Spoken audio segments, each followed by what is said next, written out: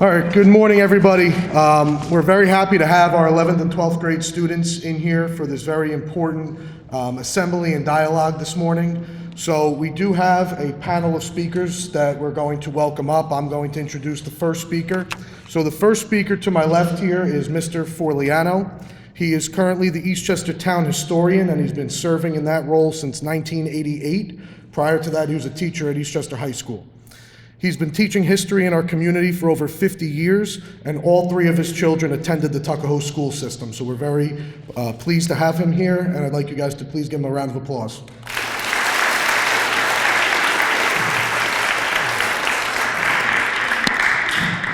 To say the least, I am honored to be here today. And I'm here to talk to you about today. The day was September 11th, 2001. And over the next month, you're going to learn a lot about that day. Terrorists hijacked 4 planes, 2 of which brought down the Twin Towers at the World Trade Center. 299 and 7 people died that day. Some of them were simply people, like Maria's husband, who simply was going to work. Maria's right next to me here. Others were first responders, firemen, policemen, chaplains, and healthcare workers to care for the people, the survivors. Sadly, more people have died from 9/11 related diseases than died on September 11th, 2011. I will soon introduce its 2 speakers sitting next to me.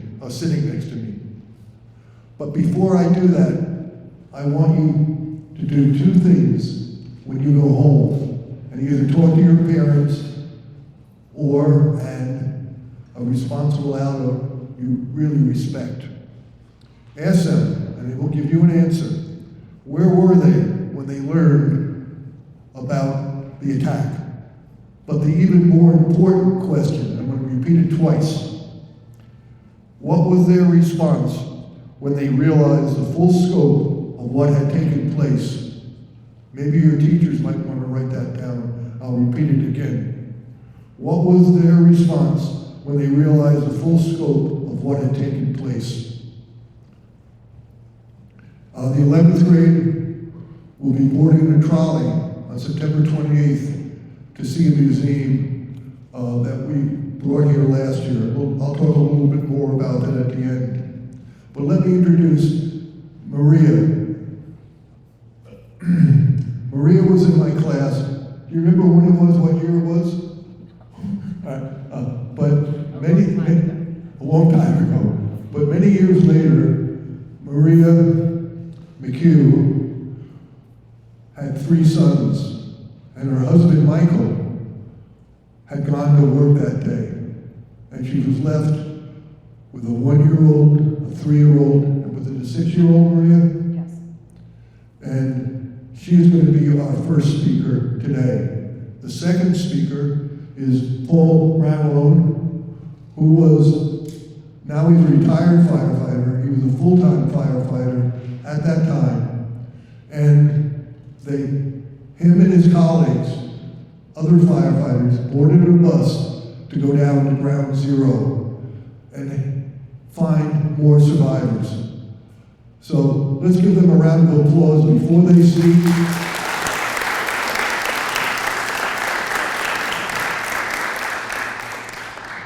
I'm usually not nervous when I speak, but this is so important that I got up very early this morning and rehearsed my speech. But here's Maria.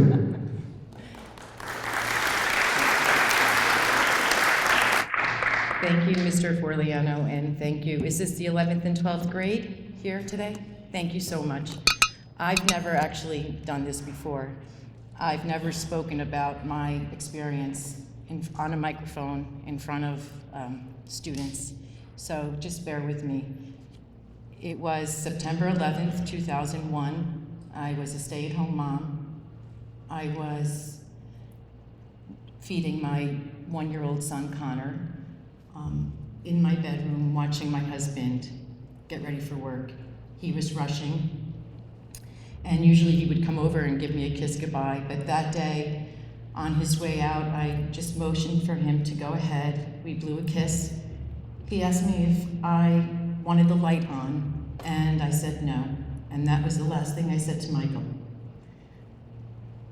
About an hour later, I was getting my oldest son Michael, ready for first grade. It was just a few days into school, making breakfast for Michael, Christian, and getting ready to take Michael to the bus. And an hour after that, or a few minutes after that rather, I decided to make a phone call to a friend of mine to ask her about something that Michael had been involved in the night before. It was an election question. And while we were on the phone, she kept getting call waiting, which you probably don't even know what that is now, but it's when you're on the line and someone is trying to call through. And at the same time, I was also getting a call, but I ignored mine, just assuming it was Michael and that I would just give him a call back. But Lisa left the call and came back and said, "My brother just told me that a plane went through the World Trade Center, One World Trade Center." And I said, "That's where Michael works." And all she said was, "Oh my God." I frantically called his cell, his office line, back and forth, just kept calling, and realized that the plane hit in the building high enough where I hope he was killed instantly. He was working for Cantor Fitzgerald, a subsidiary of Cantor Fitzgerald called TradeSpark, and I believe it's 600, I'm trying to find the number because it's worth it. I think it's 658 employees died from Cantor Fitzgerald and its subsidiaries in the North Tower that day. So I learned that my husband has probably passed, but in the meantime, I turned the television on and people started to come to my house, my cousins, my family, friends, clergy, town officials, started to just enter my home, and as soon as I saw the second plane go into the second tower, I knew it was a terrorist attack. I really couldn't understand it. I am first-generation American. My parents are from Italy. My husband was first-generation Irish. His dad was from Ireland, and his maternal grandparents were also from Ireland, and they came to America for a better life. They knew that their hard work would be appreciated, and they would be able to build a wonderful life for their family. I couldn't understand why people would attack America that way. So it boggled my mind, and it was very depressing and very distressing. A moment later, my mother-in-law called, also frantic, asking if Michael had gone to work. The pain in her voice was just unspeakable. By the weekend, it was obvious Michael was gone, because what you may not realize is, although the planes had hit the towers and they soon after crumbled, there was still so much hope that people would be in hospitals and that people would be okay. And it turned out that that was not the case at all. By that weekend, we realized that almost everybody, 2,977 people, died that day. When it came time to tell the boys that their father had passed away, Michael, who was 6 years old, immediately asked me, "Who's going to come to my soccer game? Who's going to cheer me on? Who's going to be there for me?" And it was so sad.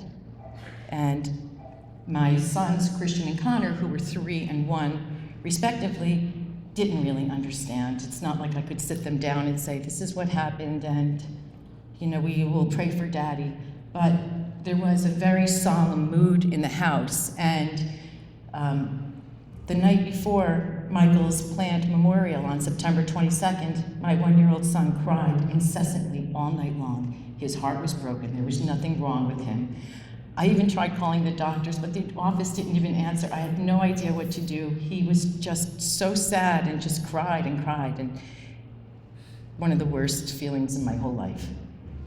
The kids drew pictures for their father and placed it in his coffin because there was no body. And they did not find any parts of his body until April the following year. I had him cremated, or the little piece of bone cremated, and we spread it out on a beach where his parents visit every day. At the time of Michael's passing, he had recently been promoted to the Director of Sales for TradeSpark. He was an active Village Tuckahoe trustee and running for county legislator.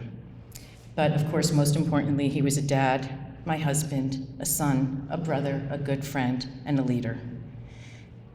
As each anniversary approaches, I am reminded of the passage of time, how much Michael missed his children growing up, and of course, how much they missed him.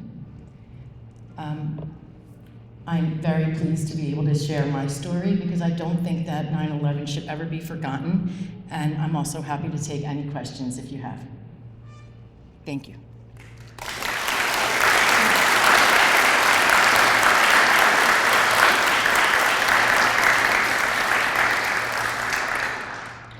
Okay. Thank you very much, Maria. At the end, I know it's, You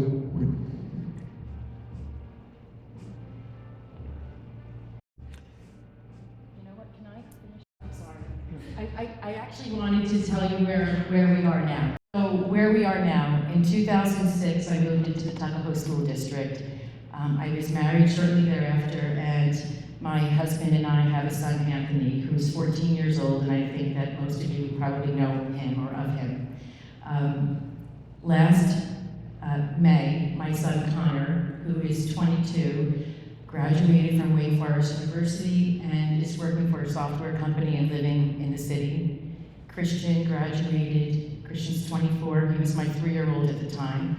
Christian graduated Lehigh and received his undergrad and graduate degree while playing lacrosse for 5 years and is gainfully employed, loves his job, and actually living with Christian downtown. And my son Michael, who is my eldest, attended the University of Michigan, worked downtown in finance for a little while, and decided to enlist in the military because he wanted to be a Green Beret, which he is now, just graduated in May. He's learning Thai. He was just married a couple of weeks ago, and he'll be stationed in Washington State. And I just wanted to give you that little.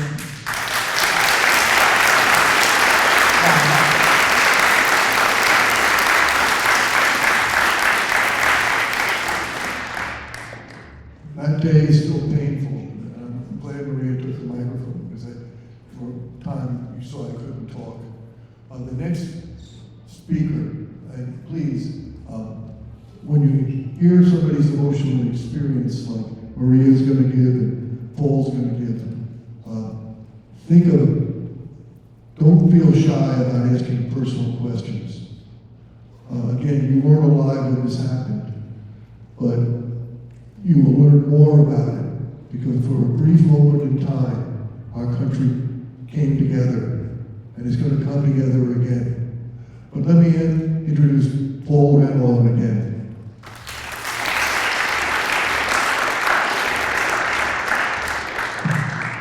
Good morning, everyone. If I was to say to you, December 7th, 1941, does anybody have any idea what that means? Or what event took place on that day? Oh, I'm sorry. Did anybody hear that? If I said December 7th, 1941? Yes. That's it, Pearl Harbor. For me, Pearl Harbor was history. September 11th, 2001 was an event that took place in my lifetime. For you, it's history. I read about, Pearl Harbor and the event that thrust us into World War II.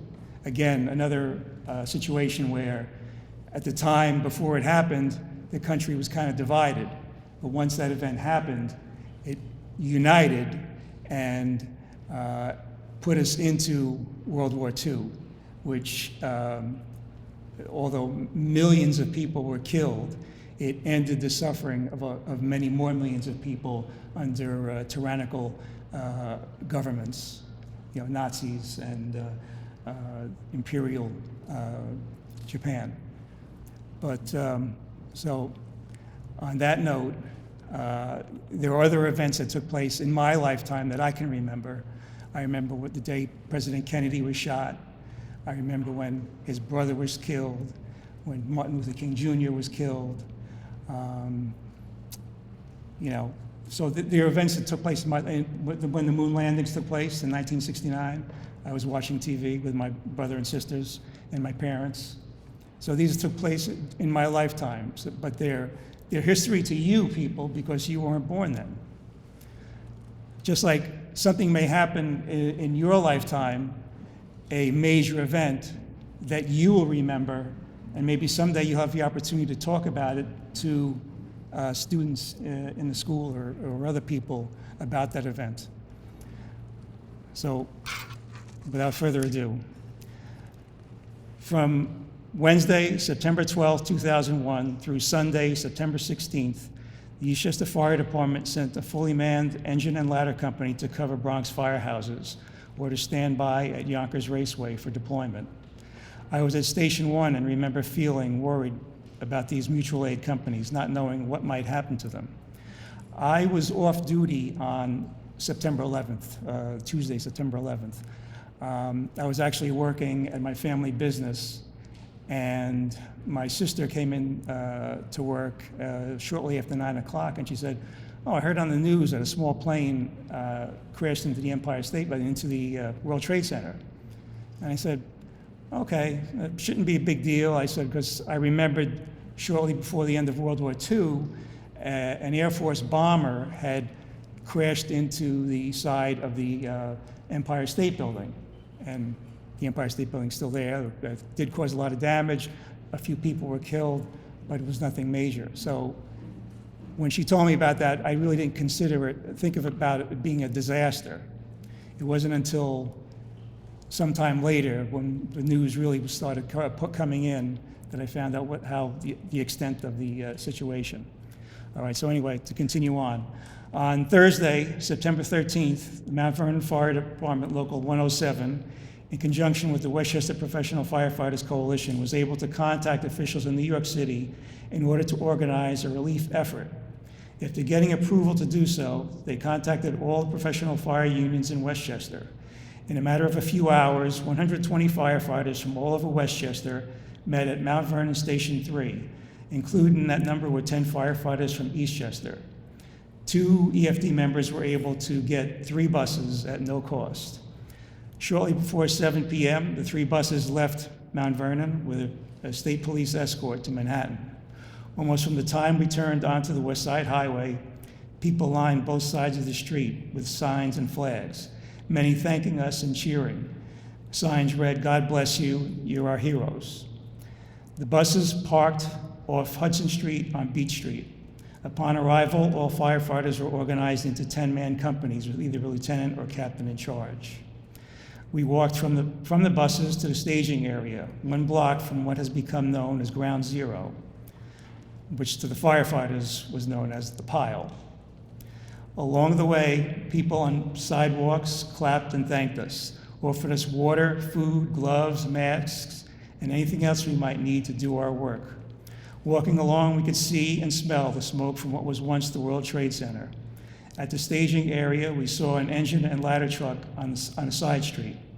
The front part of the cab, where the driver and officer would sit, and everything else had been crushed to about 5 feet high. On the officer's door, someone had written in memory of lieutenant and firefighters who had apparently all been killed.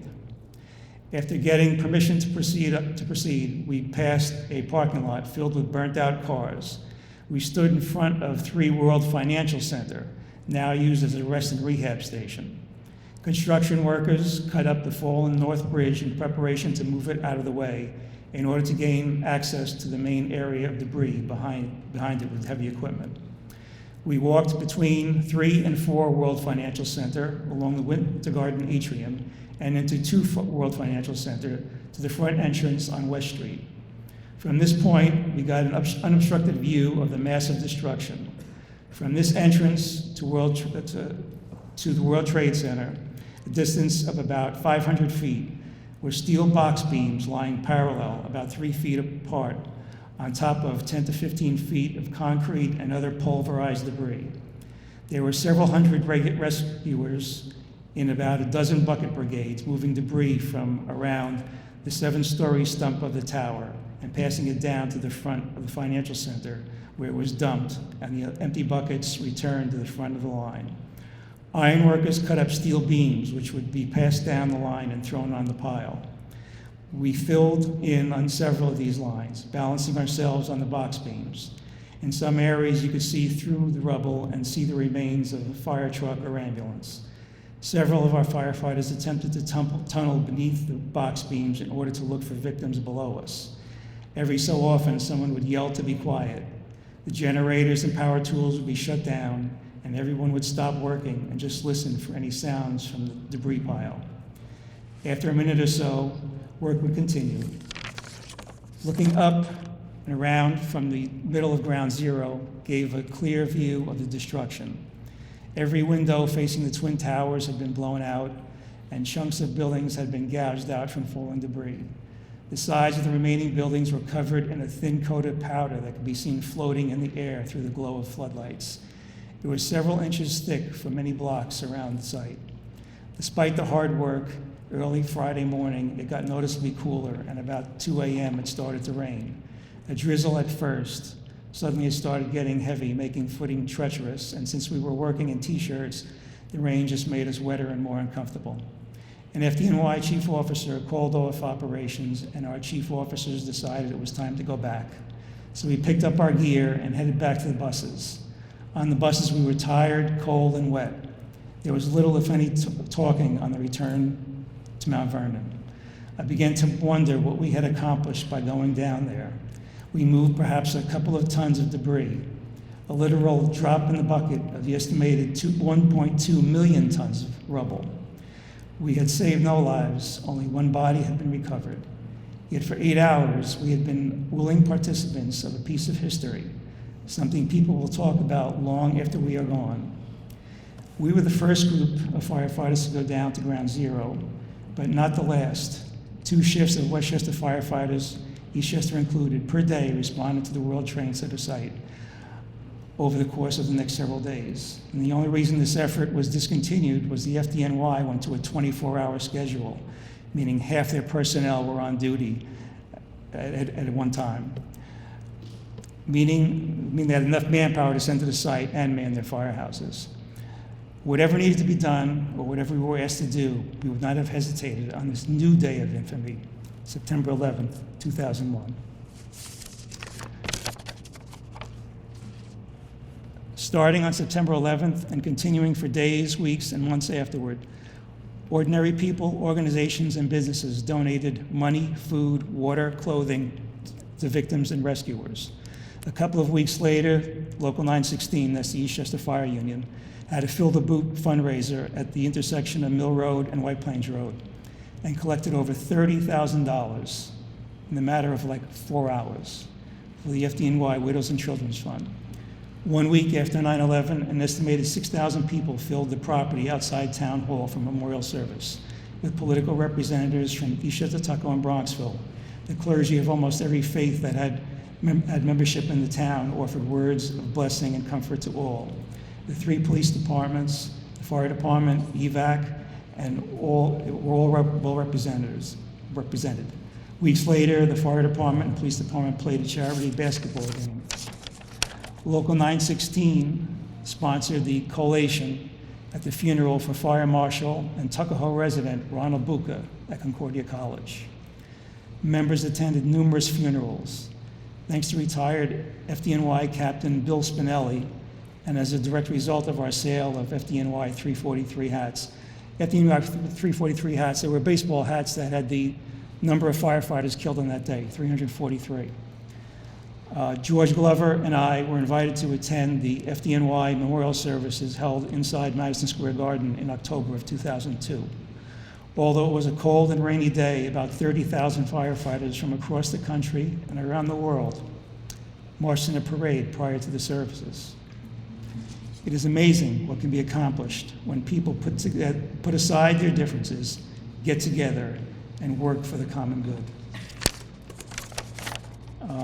Just as an aside, if anybody knows Westchester Funeral Home on Main Street, Alan Benedict, the Benedict family, Benedict and Foley family owned that establishment.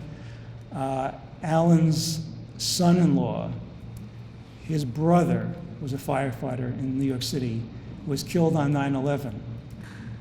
His son-in-law, the firefighter was killed on 9/11, his brother, who was married to Carrie Foley, he was also a firefighter. He went down in the days, weeks, and months afterwards to search for his brother, and he died from 9/11 disease about a year ago. It's something that still affects all of us. Although just under 3,000 people were killed on that day, so far, approximately 4,500 people have died from 9/11 disease. And as the years go on, the number will become greater. And that's about it in my presentation. Does anybody have any questions at all? Thank you very much.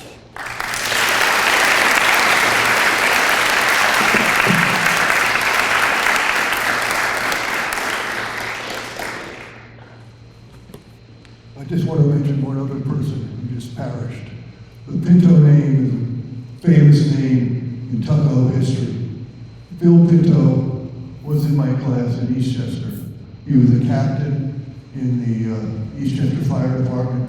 Paul, he went down with you on that bus. Yes, I was going to add. He was one of the members who went down to stand by the Bronxville firehouses.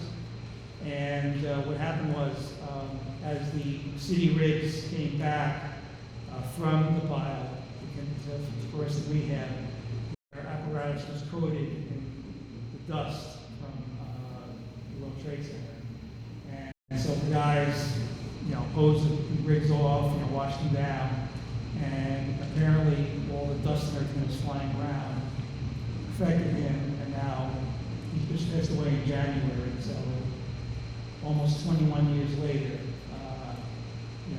somebody died from 9/11. When you talk about history, and I've been doing this since 1966, and just recently I realized I used to think we don't want to repeat the mistakes of the past, but it's more than that. It's about identity. We are who we were. And in this moment in time, and throughout American history, we've rallied together to fight emergencies. About a year ago, the former mayor of Tuckahoe, Phil White, passed away. Wonderful man. And when I left the Westchester Funeral Home, somebody with her mask on was saying, the world is filled with too much hate. But back in those days after 9/11, America rallied to a cause. America must rally to a cause. Build on our good traditions, and probably some traditions that aren't so good, we should work to eliminate. 11th grade, I'm going to be seeing you again on September 28th, along with the Eastchester Rotary Club. And let me talk about my friend, the godson to my youngest son, Alan Benedict, whose son-in-law passed away a year ago. I'm substituting for Alan. And Alan is a member of the Eastchester Tuckahoe Rotary Club. And they have sponsored the museum. I'm here today. And Maria, do you want to say a little bit about the Siller Foundation? Tunnels to Tower is a foundation that Frank Siller started after his son, Stephen Siller, went from the Battery Tunnel into the towers after he was off duty with 60 pounds of equipment on his back to save people's lives, and he perished that day. Tunnels to Tower has a walk annually. This year it's on September 25th. It's actually a very patriotic and very heartwarming day. If you guys want to, you should definitely sign up. It's a lot of fun and it's for a great cause. Frank Stiller pays people's mortgages off if one of their spouses is in the military and has been wounded or fatally injured, and he supports a lot of families, and it's a fabulous foundation. I had the honor of seeing him on Sunday morning at an early morning prayer service for 9/11, and he still gets teary-eyed talking about his brother and all of the people who have perished in the wake of 9/11 and all of the soldiers who fight for us overseas. September 28th, I'll see you guys again, along with members of the Eastchester Rotary Club. But you don't want to see us, you want to see the firefighters and go into the museum and actually relive that experience. The 11th grade, you guys came last year, right, Gene? Ms. Heinzen? Now the 12th grade. The 12th grade on this side, or you're all scattered. In the spring, thanks to your school district, you go down to the World Trade Center. And I'm sure you know about Ron Bucca. Today, we lack heroes. Ron Bucca, and I'm sure you're going to learn about it, was a true American hero. And the first attack on the World Trade Center, his back was broken. He could have gone off on retirement, but he came back and trained, and he predicted the attack on 9/11. He went down there, and actually my son was a Cub Scout. Ron Bucca would take Boy Scouts on trips. He's a true American hero, and I know you know a lot about him. But I want to thank you. I can tell from your eyes that, and your stance, that you were really with us every minute of this presentation. You want to say anything? Thank you. So I want to thank the 11th and 12th grade for being such a great audience today. And if you wouldn't mind giving a round of applause to our three great speakers.